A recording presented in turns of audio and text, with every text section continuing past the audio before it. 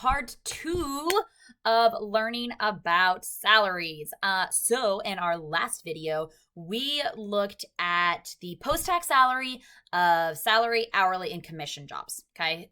So that was just a recap of what our monthly salaries were after we took out taxes. One of the things that we were talking about is that just because you make a certain amount each month, the benefits can greatly impact whether or not you want to choose that job or not.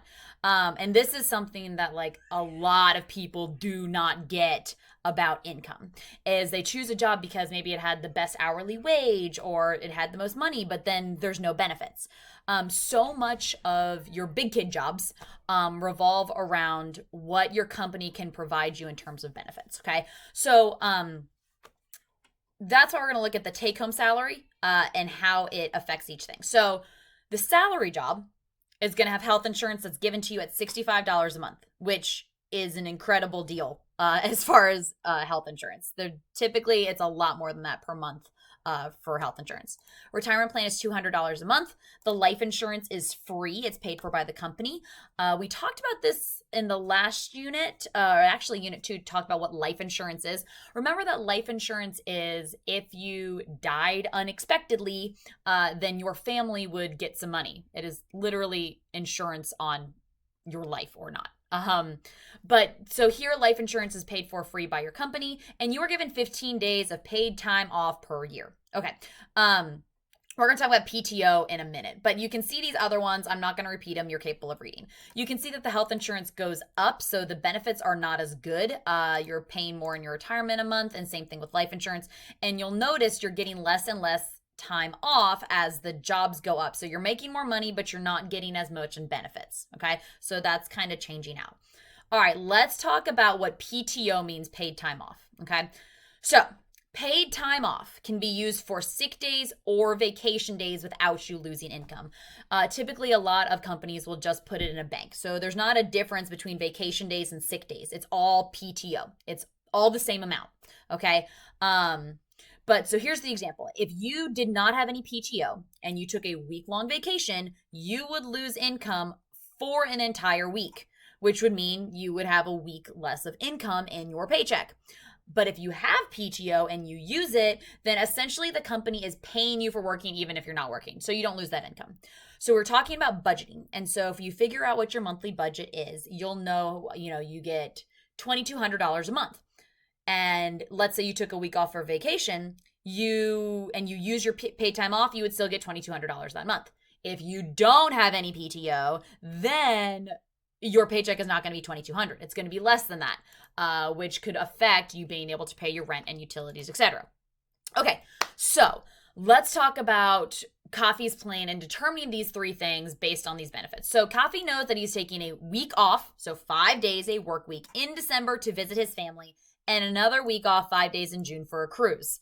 So that's 10 total days that he is taking off for vacation. Okay. He also knows that during the course of a year, he averages about 3 sick days. So what that means is he needs 13 days. Again, your company does not care if you are sick or it's vacation. 13 days of work is 13 days of work, whether they're planned or not planned.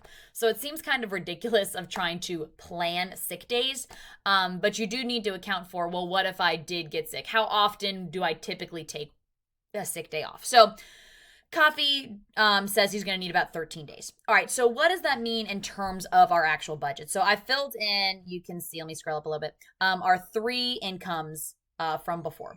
So when we start with our salary job, okay, is that he needs to have $65 a month in health insurance. He's going to have $200 a month for retirement. This is free.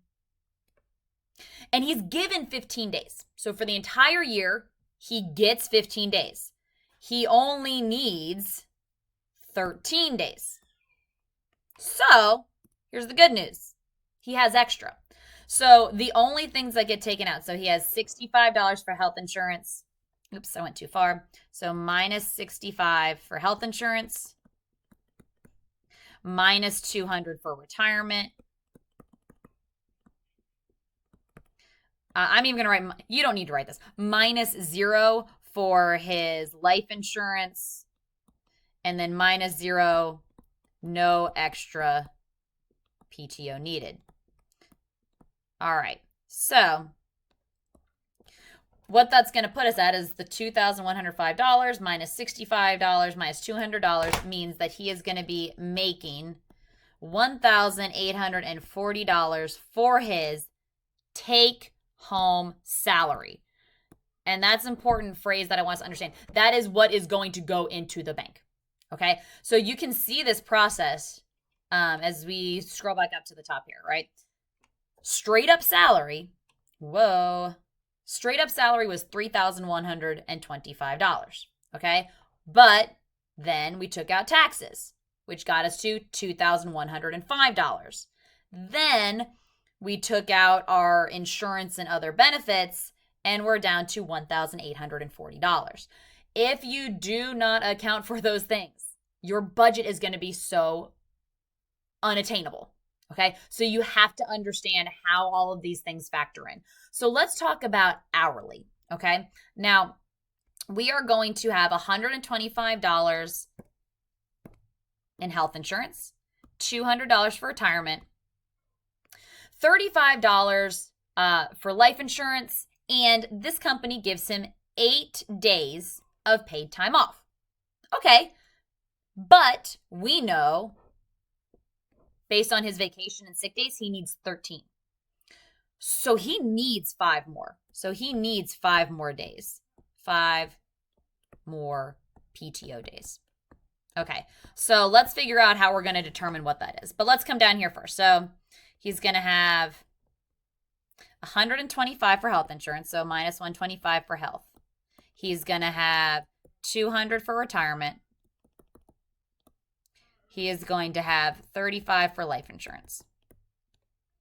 And I'm going to leave this part blank for PTO. Okay. So let's talk about how we're going to figure out the PTO. He needs 5 days. So he needs 5 days. Needs 5 days. Okay.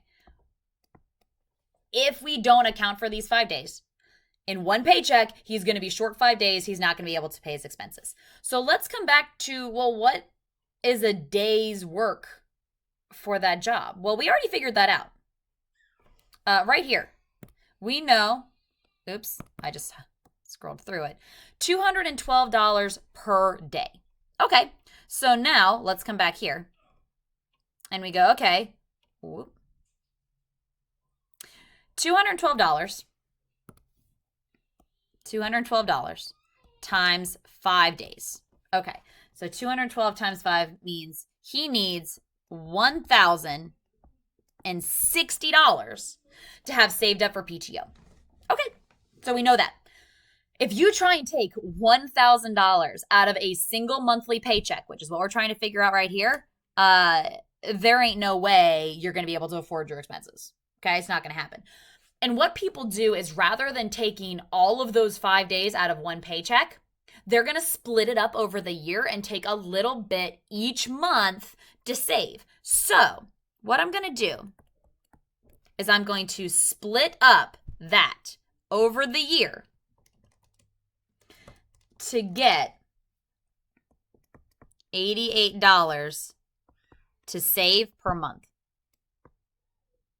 Okay. And when I come over here, because remember, all of this that we're calculating out is our monthly paycheck. Okay. So you get $3,095 after taxes. Every month you pay $125 in health insurance. Every month you pay $200 for retirement. Every month you pay $35 for life insurance. And every month you're going to put $88. It's like a piggy bank. You're going to put $88 into your paid time off fund. So when it comes time to use it, you already have it saved. $88 a month you can budget for. $1,000 a month you're not going to be able to. So when I subtract everything out, I'm going to get my monthly and take home salary, $2,647 for my take home. Remember, after taxes, it was $3,095. Once you consider all of the other stuff that has to come out of your paycheck, you're down to $2,647. Okay, which is fine as long as you know that that's what you're budgeting for. Okay, so let's talk about the commission job, which was the highest amount, but it had the least amount of benefits. So if we scroll back up to what you got, You had health insurance was $160 per month. The retirement was $300 a month. $35 a month for health insurance and no paid time off. So he's going to need to save up all 13 days. Okay, so let's come and do our calculations here. So we said it was $160 for health insurance. It was $300 for retirement. It was $35 for life insurance. And we're going to, just like we did before, I'm going to wait a second because we're going to have to figure out what our PTO is. All right. We're going to have to get a little bit creative. Commission jobs are hard because commission is like you work when you want. It's kind of like a gig job. You know, if you're working Uber or you're working, Grubhub or any of those kind of gig jobs where you make your own hours, it's really hard to kind of dictate what do you make an hour because you make whatever you sell or you make whatever jobs you picked up. So we have to get a little bit creative with how this works. Okay. So I'm going to go pre-taxes here. Okay. We make $5,000 a month, typically, if that's what we sell per month. So the question is, how much do I make per day? I need 13 days. So I need to figure out how much I would actually make. Come on, scroll with me. All right, in a given month. So let's try this. If I make $5,000 a month. Okay. Well, how many days do I work a month? Well, we could go 30. Because there's typically 30 or 31 days in a month.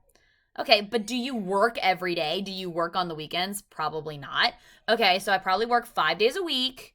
Okay, but then how many weeks? About 4. So maybe on average, I would say about 20 working days in a month.